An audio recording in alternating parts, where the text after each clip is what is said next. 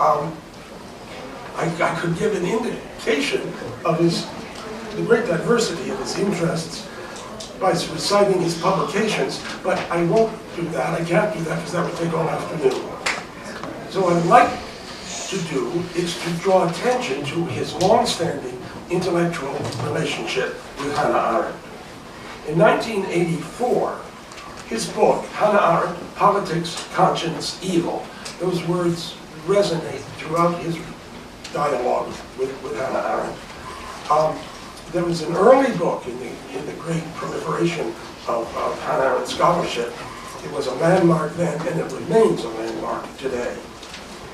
The book was preceded, actually, by several essays from the 1970s and earlier 80s. So, in other words, the contact between Kateb and Arendt was made, almost 35 years ago, and today it is at least as vital as it was at its beginning.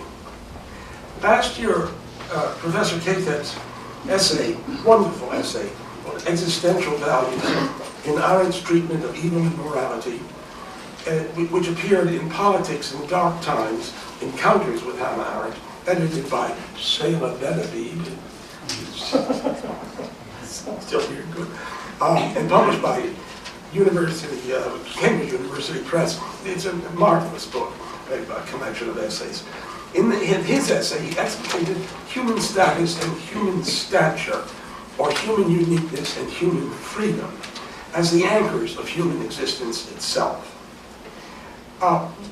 What takes place between Professor Kateb and Hannah Arendt can be characterized, I think, as a moral dialogue, or rather a dialogue about the place of moral action and moral judgment in politics. It is not the case that Professor Kateb and Hannah Arendt always agree. Indeed, it is plausible, I believe, to think of him as her American conscience.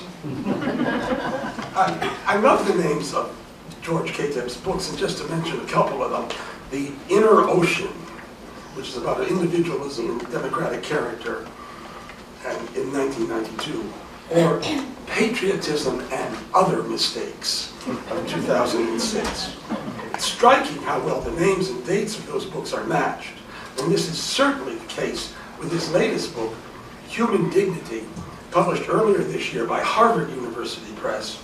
For is it not human dignity that has increasingly proved a mirage in our time, and at the same time, is it not for the sake of human dignity that revolutions have been ignited and right now are spreading throughout the Middle East?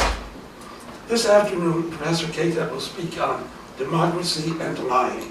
I don't know what he's going to say, but certainly nothing needs to be said about the timeliness of his topic. So, Professor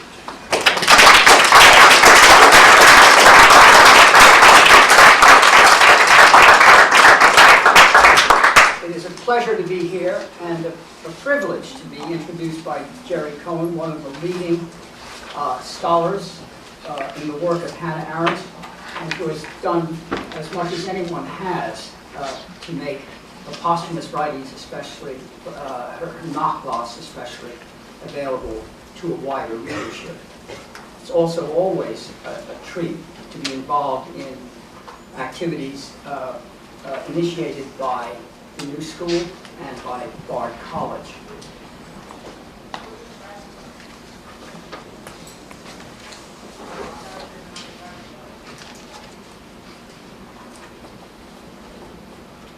I will begin by saying that the title of this paper really should be Democracy and Untruth. And I'll just give you some examples of untruth that will be in the background of my talk when they're not overtly present. The repertory of untruth includes secrets or the withholding of knowledge, propaganda, exaggeration and other kinds of distortion, simplification, construction of stories, denial, and outright lying.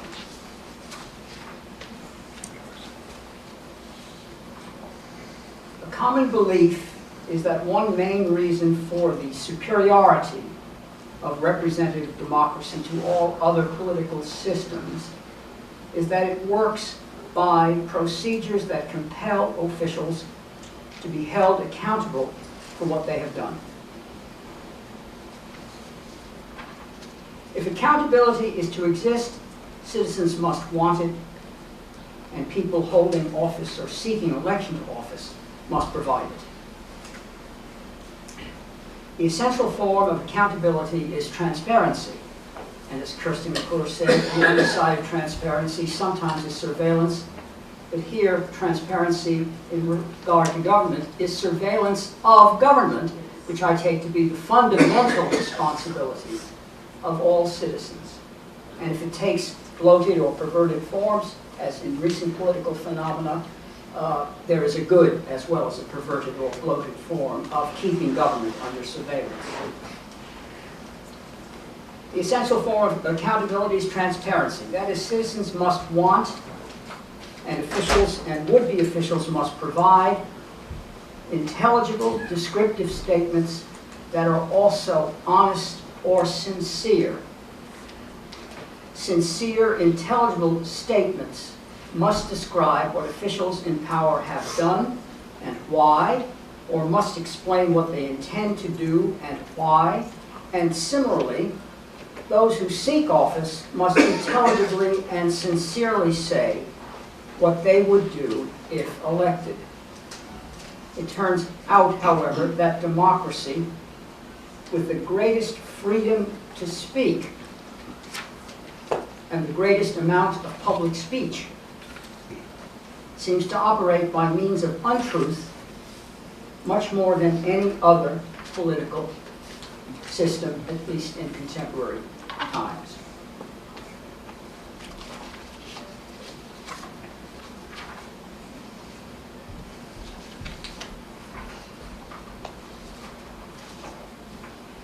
Thus, democracy to be genuine requires accountability, and this in turn requires transparency. But transparency is hard to come by in mass democracy, certainly if the US is taken as exemplary, because the political stratum and the principles in media of communication and advertisement stoop low to persuade, organize, and mobilize the people to support policies or products that the leaders think are the right ones or the most profitable ones. Untruth serves various interests and passions of the elite, whether in office or in society, the powerful and advantaged classes in short. Where power is untransparent, accountability is a sham.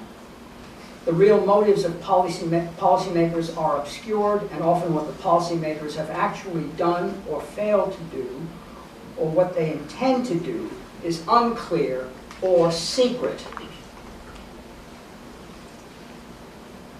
When policies are difficult to identify or discuss, responsibility becomes diffuse or murky. And incurious or unvigilant people are not served, they are even sacrificed. The situation would be better if people wanted the truth more than they seem to, and tried harder to understand it when it is actually provided, if it is. In a democracy, and this is a paper about blaming the people, blaming the victims. In a democracy, popular deficiencies of attention and understanding set systematic untruth in motion. But let us notice that these deficiencies of opinion dictate only some ill-defined outlines of policy that the political stratum must heed. Rarely is some specific policy or course of action clearly mandated or rejected by the electorate or by a substantial fraction of it. The upshot is that those involved in the making of policy possess a wide discretion. The most awful element antithetical to democracy is discretion, having choice that is unaccountable, a free power to decide without real consultation outside the political stratum itself.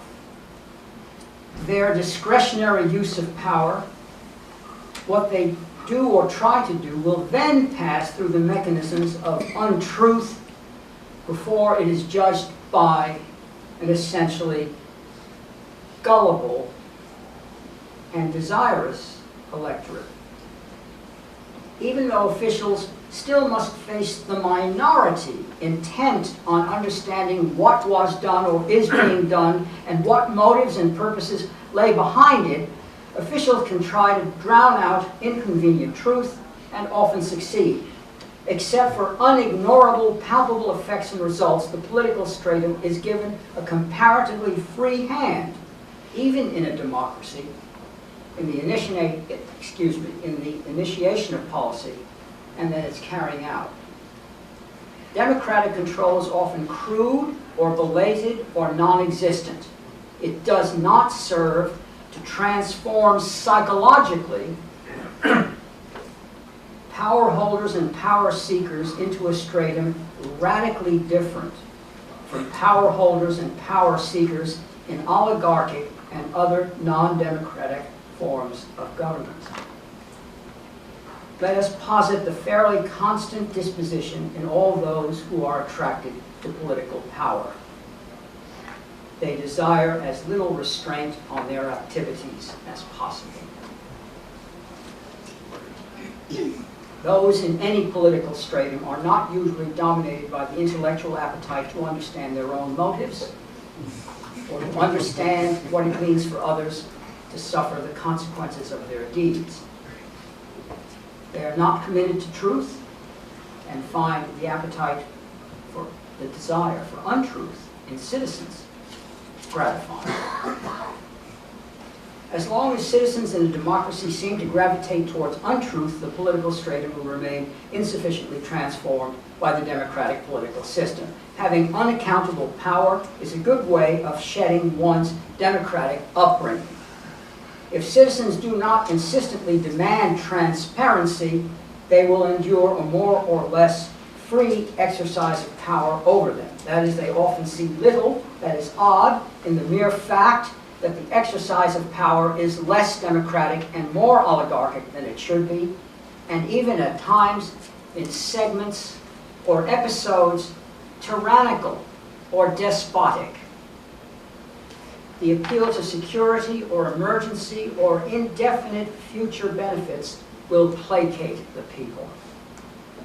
The long and short of it is that the solution to the problem of transparency, and hence accountability, is not found in either more democracy or less democracy. If you want more democracy or less democracy or no democracy, you would have to use some political standard other than accountability. If we were better citizens, however, our political stratum would be better, more true to the spirit of constitutional democracy. But bad citizens with democratic rights are still, after all, better than subjects. Left to themselves to rule completely as they please, autocratic rulers or mostly closed elites would do in certain respects and on balance worse things than democratic officials now do, even though these democratic officials are slackly controlled or, when controlled for irrational or unjust purposes, certainly in many areas of public policy. I characterize the situation we have as a grim and fundamentally unimprovable compromise between democracy and oligarchy, and between democracy and non-democratic features inherent in any government, and therefore shared by all of them. But even this description might not be adequately pessimistic. Why do you laugh? It's funny. But I guess it isn't really funny. I now turn to a particular area of public policy, foreign policy, because I think that the lack of transparency and accountability in that area is most acute and the effects are most serious. This is not to say that transparency by itself would be a panacea. Much would depend on what citizens made of transparency, or even whether they paid receptive attention to an appreciably greater amount of it. I think that from the early 20th century onward, foreign policy has been the most important area of public policy in the United States and some other Western democracies. For a century and a bit more, foreign policy has manifestly taken over first place in the minds of key figures in the political stratum, even when they're silent about the subject. The reason is that the United States has become, with ever-gathering strength, an imperial power. Foreign policy works havoc on modern constitutional democracy, no matter how unadventurous the policy is, but an active foreign policy increases the damage. Then, when a constitutional democracy has a foreign policy of global reach, which is by definition an imperialist foreign policy, then every problem of transparency is intensively and systematically aggravated. An imperialist foreign policy recurrently violates the principles of constitutional democracy at home and abroad just by being imperialistic. Imperialistic, that is, interfering with people and killing and dispossessing them on a global scale. No foreign policy can be conducted democratically, but an imperialist one removes the controlling functions of citizens from the picture almost completely. The people as a body of citizens are, for the most part, out of the story of foreign policy, left out, except as resources, that is, bodies and taxes, and as sources of psychological support, sending back to the foreign policy elite the elite's dispositions, but now magnified, simplified, and made more urgent or gross by mass sentiment. Foreign policy makes vividly clear that in modern democracy, the people are masters who are also slaves. Their energies are needed, but are turned against their interests because of their own passions. Slaves to their passions, the people are made slaves to the interests of elites. They are seduced or manipulated by the several forms of untruth which I began this presentation by itemizing. But unfortunately, the people often feel as if their energies are being spent in the direction they desire. So, now let us turn to the foreign policy elite, the political stratum involved in making a foreign policy. Their discretionary power is a good deal greater than official discretionary power is in domestic policy. That means foreign policy, less predictability. Citizens are often surprised by what foreign policy officials do. When people vote for candidates, they can only pass a retrospective judgment on any past conduct in foreign policy that officials engaged in. They can't instruct candidates with any assurance of being listened to. They can rarely say, therefore, that officials broke their word, though sometimes, rarely, that has happened, especially with Wilson and FDR in the matter of involvement in Europe's wars. How tight can the tie be between elections and the decision to initiate or maintain war? But our theme is transparency as a basis for accountability. If officials do more or less as they please in the area of foreign policy, putatively the most important area of public policy, do they at least give sincere accounts of what they have done or are planning to do? The record shows that characteristically they do not. The proportion of official untruth in foreign policy is greater even than in domestic policy.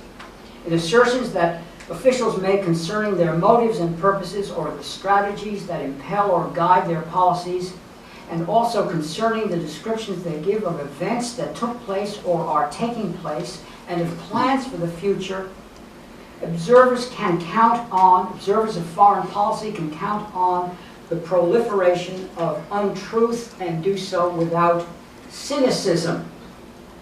which is the vulgar form of realism. Citizens of the mass can be cynical even in regard to foreign policy, not just domestic policy, but foreign policy is felt as remote or is made by the media to seem remote, and therefore the untruth doesn't usually register powerfully. Yes, President G.W. Bush lied the country into a war of aggression against Iraq, but he was re-elected anyway. To whom in the United States do the system of lies matter as lies, let alone the vast destruction, dislocation, and dispossession inflicted by American arms on the Iraqi people? Lying mattered to numerous observers and some citizens, but was not a majority sentiment. His approval ratings never recovered after the poor response to the Katrina hurricane that hit New Orleans in 2005, but it is not clear that the exposure of lies about Iraqi collusion with al-Qaeda in the events of 9/11 and about Iraqi possession of weapons of mass destruction had much, if anything, to do with Bush's loss of approval after his re-election. Democratic accountability goes on holiday when foreign policy is made and judged. My aim in this paper is not to suggest a general theory of the impact of foreign policy, imperialist or not, on the values and institutions of constitutional democracy, but to consider just one, though major democratic value: transparency. That is, the accountability of office officials and their veracity in the medium of speech. Transparency is at an absolute minimum in the conduct of foreign policy in an imperialist democracy, in part because all the deficiencies of citizens are heightened. The discretionary power of the elite is therefore maximized. What accounts for this heightening of the deficiencies of citizens, it seems to me, is largely the sentiment of patriotism. An imperialist foreign policy runs on untruth in a democracy, perhaps more there than in any other political system short of totalitarianism. Democratic imperialism is built on systematic inconsistency with itself and leads the political straightman into systematic untruth. Did anyone at Athens ever accuse Athens of self-inconsistency in the career of its imperialism? Perhaps by implication the Socrates of Gorgias, but even that is not clear. At least it happens here. One reason for the superiority of American over Athenian democracy. Here is the gist of that story that people tell and believe about imperialist foreign policy. In this account, every motive of the elite is honorable, unself-interested, high-minded, and well-intentioned, while the motives of the other side are evil, inhuman, or not humanly recognizable. Then, the shortcomings of one side are owed to a general human weakness or fallibility, not to the will to power, or the will to prevail, or to crude or narrow interests, while the other side is rendered as only solely cruel and fanatical. And then last in this story, in this just so story, a moral reason can always be found that permits one's own side, any action or policy in pursuit of a supposedly great good, or, in quotation marks, just war. And the good washes away, supposedly, the suffering inflicted by the pursuit of this supposedly great good.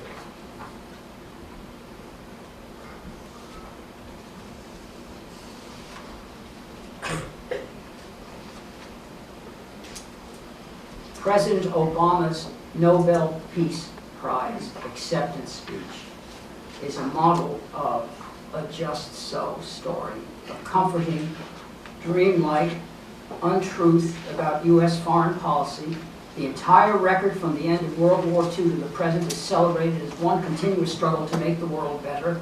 The speech gives in concentrated form what establishment media disseminate constantly and what people want to hear.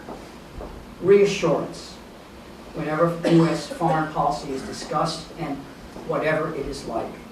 Reassurance and also absolution and also delusional hope.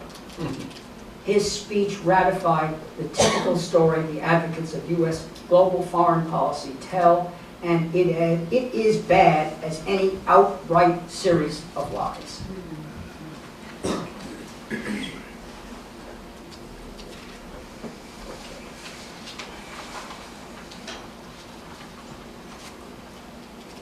I would like now to propose a general characterization of the attitudes and dispositions that take hold in those who make foreign policy, and that therefore facilitate the loss of transparency and the dissemination of untruth. I have referred to the repertory of untruth, secrets, withholding of knowledge, propaganda, exaggeration, other kinds of distortion, simplification, construction of stories, denial, and outright lying. But we must not omit another cause of untruth, referred to by practically everyone who spoke earlier, which is self-deception. I think the greatest passage on self-deception occurs in Proust, and which indicates that sometimes those who begin by disseminating untruth knowingly and deliberately come to believe what they are saying, at least some of the time. They talk themselves into a conviction of truth of their convenient rationalization. But occasionally the truth forces its way back into their minds, only to be forced out again. In talking about the mental makeup of the foreign policy elite, I use three categories to give a condensed characterization. First, affinity to criminality. Criminality, what is it? It's violence for collectively selfish ends. Second, corruption by responsibility. And here the target is Weber's essay on politics as a vocation. I find the ethic of responsibility perfectly perfidious for this reason, that what responsibility turns out to mean is not the preservation of the legitimate interests of the people, but the preservation of the international power of the country figured as one person playing a game. It's a commitment to the beautiful organization to which Kirsty referred in her presentation. That's what politics as a vocation is. Really, that's what it is. Save the tiger at any cost. To the cubs. Or kittens.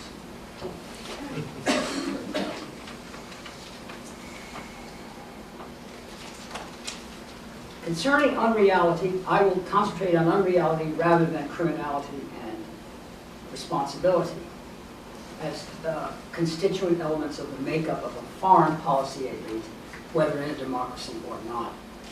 But made all the worse when the democracy is imperialistic. In this paper, I've several times referred to the abstractness involved when the foreign policy elite think about foreign policy. That is a large part of the unreality they inhabit, but there are other elements of this unreality. Of course, I'm trying to think my way into the elite mentality, and I'm doing so on the basis of analogous miniature experiences that I have had in my own life. I don't think there's understanding the other without some measure of projection of the same of the self-same into the other.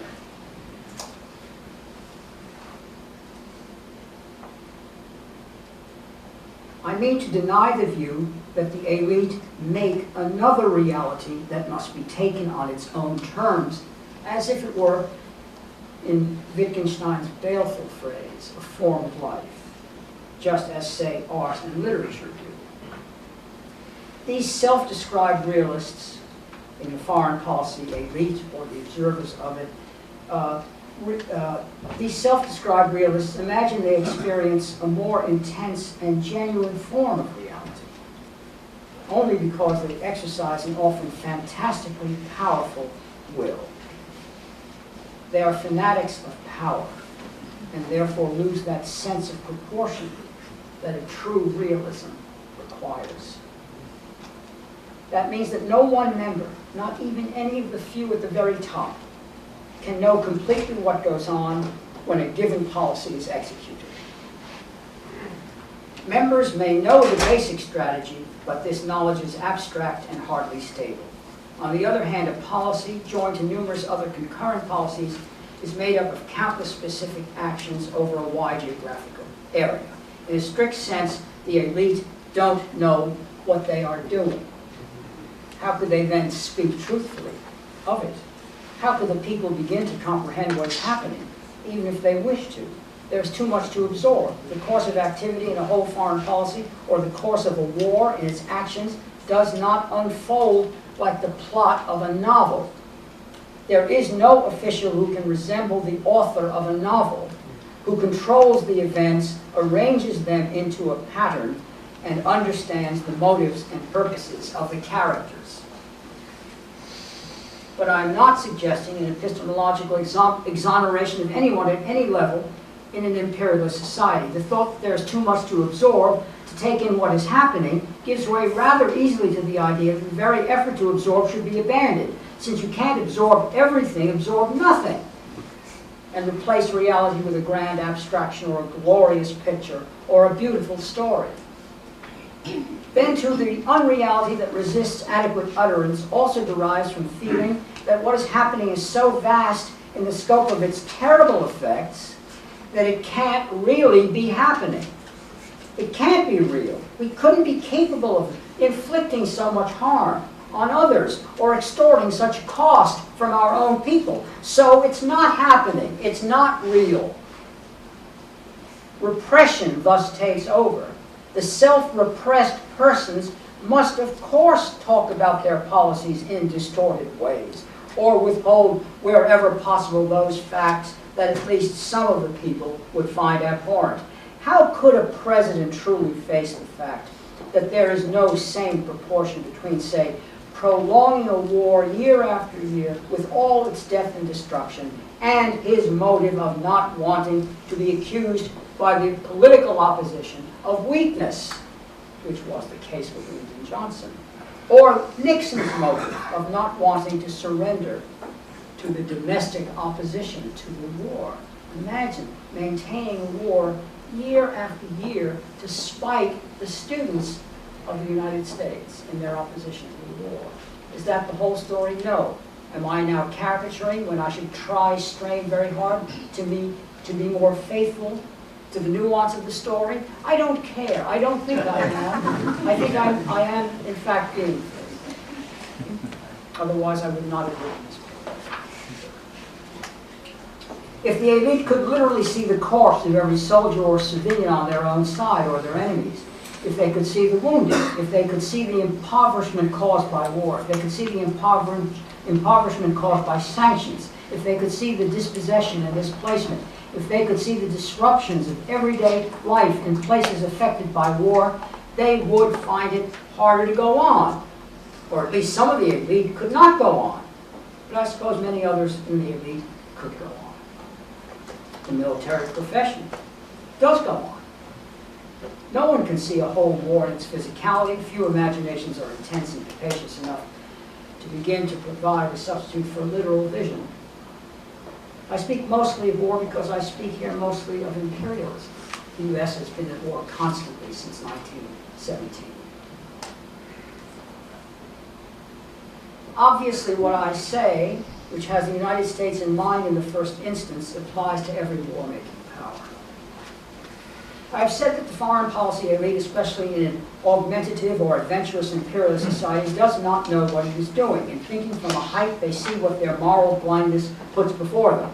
The last kind of unreality I would mention is that they don't know what they are doing because they don't know themselves.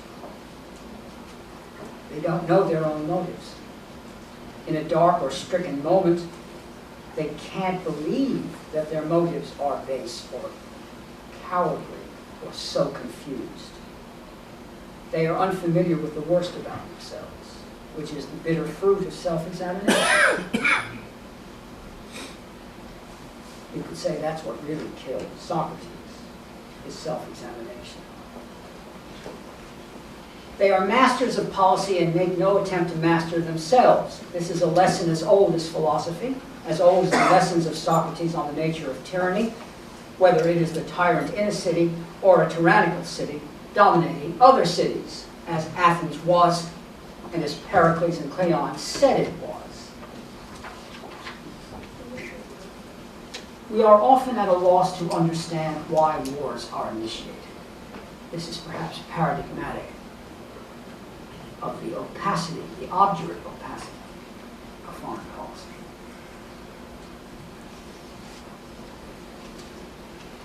In an activist foreign policy, public officials thus have many reasons not to tell the truth, and there are many causes for not being able to tell the truth, including the tangled nature of the process of policy formation amid constantly changing circumstances and the elusive nature of the human psyche.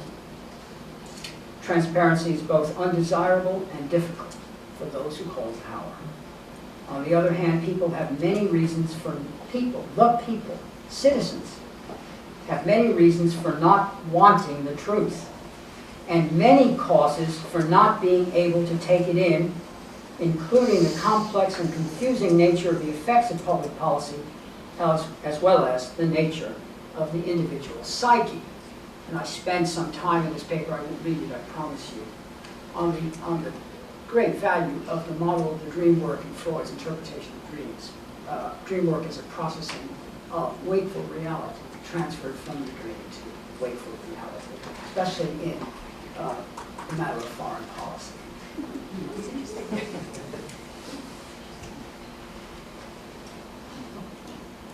Where does that leave the observer or the conscientious and attentive citizen?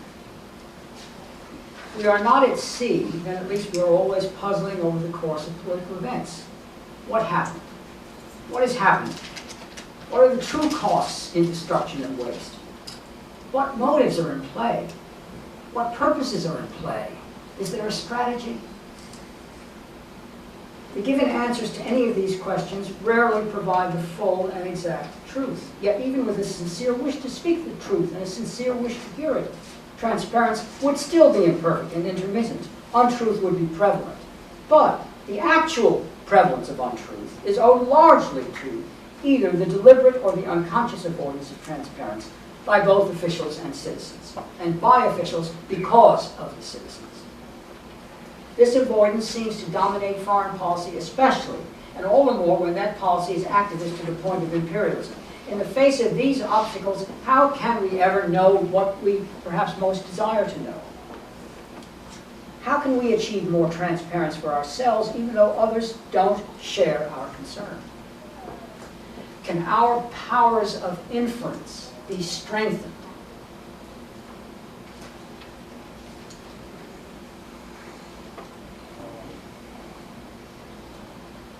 A large dose of powerless skepticism towards official rhetoric about foreign policy appears to be right. But look, an anti-skeptic can say that the psychology of the political stratum is political psychology, which is comparatively simple and does not reach into the depths of the individual psyche. Political involvement does not use the whole psyche. It typically does not involve the inner life, and thus avoids the incessant interplay between the inner life and overt conduct that dominates everyday life. Let us notice, for example, what a small range of motivation is found in the analyses of Thucydides, Machiavelli, and Hobbes. It is reasonable to believe that these three writers are among the greatest political analysts and power holders in all areas of public policy who ever wrote. And if any of them had a philosophy of history, we can make our way around it and try to come up with some fundamental elements of understanding that apply throughout history. Fear, interest, and honor make up the trio of constitutive motives or purposes they impute to the political stratum.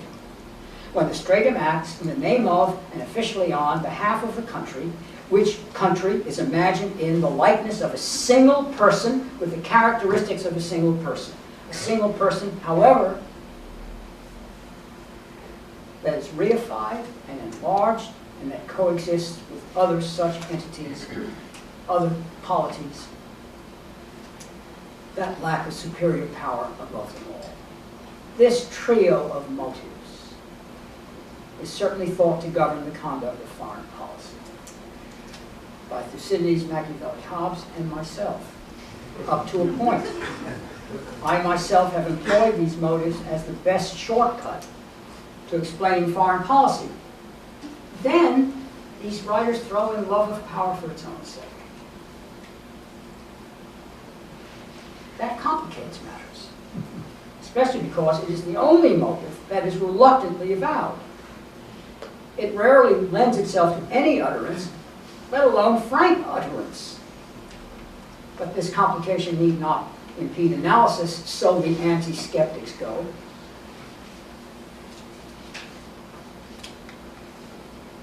Before attempting to rebut this anti-skeptical line, I am a skeptic to the effect that I will ever be able to understand, really understand, why the U.S.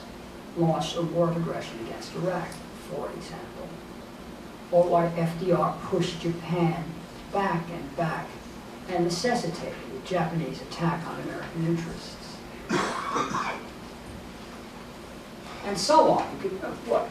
Just think of the Vietnam War. Did you understand what brought it on? Really? And the Korean War, MacArthur's execution of it, approaching the hour. Do you understand why he did this and prolonged the war and multiplied tens of thousands of deaths? I am a skeptic, but before attempting to rebut this anti-skeptical line, the anti-skeptical line built on the contribution of Thucydides, Machiavelli, and Hobbes, I wish to reinforce this anti-skeptical line by reinforcing the contrast between political psychology and the psychology of everyday life. Isn't it the case that only in our endlessly diverse and multifaceted relations and transactions in society can the developed individual psyche display itself in its fullness, while at the same time be subject to the hold of the unconscious and the subconscious? There in everyday life, human beings often remain opaque to one another, and literature exists to make human life on an everyday basis less opaque. To be sure, some of the work of analysis can be done of political analysis can be done if the trio of much of the analysis of everyday life can be done if the trio of political motives is extended from the personified state back to real individuals, together with the love of power for its own sake.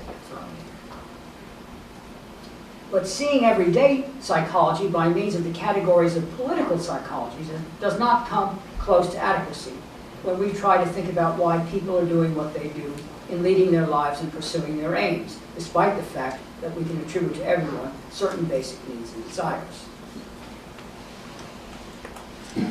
I'm now still speaking what I believe to be true, but trying to strengthen the anti-skeptical position about political conduct.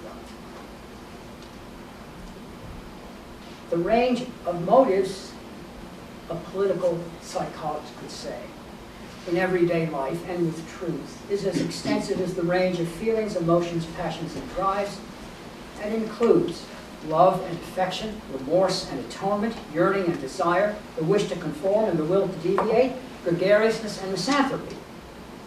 These have nothing to do with political psychology. Why am I making such a fuss about the opacity of political psychology? Make any fuss you want about the opacity of everyday life and individual psychology, but leave political psychology to the realists, who are not skeptical of their ability to explain what is happening. And I find their explanations excellent as a beginning, but finally inadequate. As inadequate as explanations of our conduct in our dealings with each other in everyday life.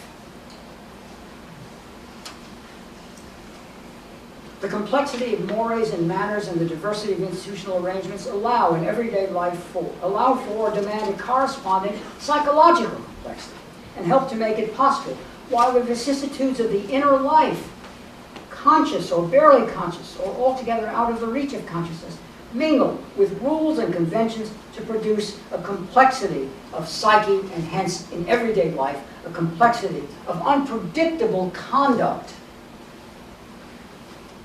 Personal motives and purposes can be subtle or inchoate, impulsive or cold-blooded, self-aware or subconscious. Literature often draws out the meaning and implications of these countless and often unforeseeable and hence surprising aspects of the psyche in private everyday life. Analysis of everyday life, yes, must be not only complex to be adequate to the complexity it analyzes, it must be subtle. As say Proust and Henry James are subtle. But you don't have to be subtle to talk about power politics, do you? Such subtlety that Henry James and Proust and Dostoevsky and others show must be more consciously subtle than the subtle conduct it analyzes. Now, this is not to deny that political psychology might have some subtleties of its own that are not reducible to tactical or strategic considerations.